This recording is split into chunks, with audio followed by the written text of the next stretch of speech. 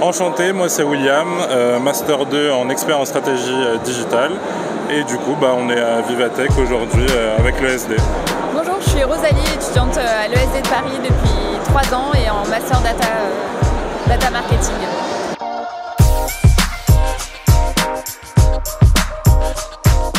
C'est une super expérience, on n'a pas l'habitude de voir tous les jours autant d'entreprises et on prend vraiment conscience du digital et de l'impact qu'il a dans tous les domaines et tous les milieux. Donc c'est super enrichissant de pouvoir rencontrer tout l'écosystème du digital sur une journée. Franchement c'est trop bien de pouvoir voir toutes les innovations, de pouvoir échanger aussi avec des personnes qui créent tout l'engouement en fait autour de la technologie et de tout ce qui va faire le monde digital de demain.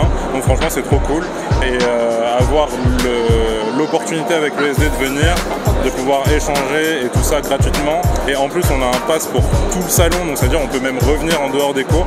Franchement je trouve ça trop bien.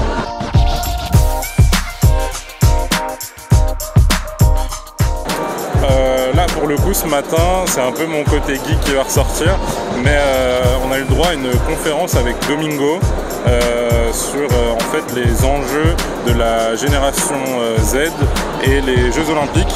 Et du coup c'était une conférence autour de comment les jeunes vont consommer ce contenu qui est les Jeux Olympiques, parce que c'est complètement différent. On est une grosse génération qui regarde pas du tout la télé pour la plupart. Du coup c'était hyper enrichissant, et de voir un de ses streamers préférés prendre la parole et tout, on a pu échanger rapidement avec lui. Franchement c'était cool. Alors il y a pas mal de petites choses, mais surtout un des speakers que j'ai vu sur le pôle sport, c'est Colosse au pied d'argile, et en fait ils font de la prévention chez les sportifs pour tout ce qui va être abus sexuels, violences sexuelles sur les jeunes dans le sport, et je trouve ça intéressant qu'on lie aussi responsabilité sociale et digitale lors de l'événement.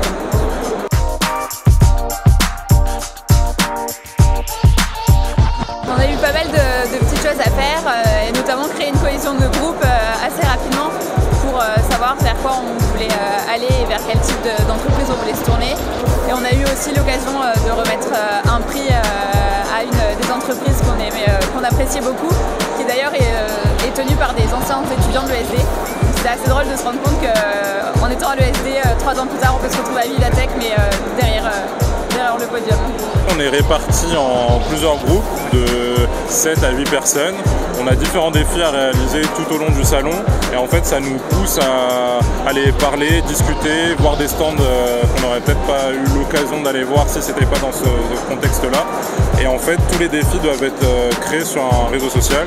Donc on avait soit Twitter, soit Instagram. Notre groupe on a choisi Insta, et du coup on fait des TikTok, des réels, on fait des stories, on fait des posts, on essaye d'échanger avec justement les personnes qui présentent ici, et ça crée de l'interactivité, et du coup on vit le salon différemment, je pense.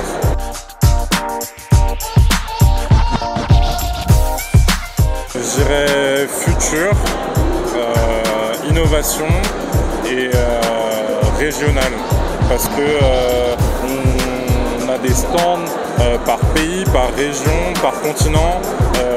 Il y a plein de choses qui se font dans le monde, et c'est pas qu'un salon européen. Par exemple, il y a un stand autour de l'Afrique, et c'est hyper intéressant et hyper cohérent. Ce serait enrichissant, plein de rencontres, et surtout étonnant. Merci beaucoup. Merci.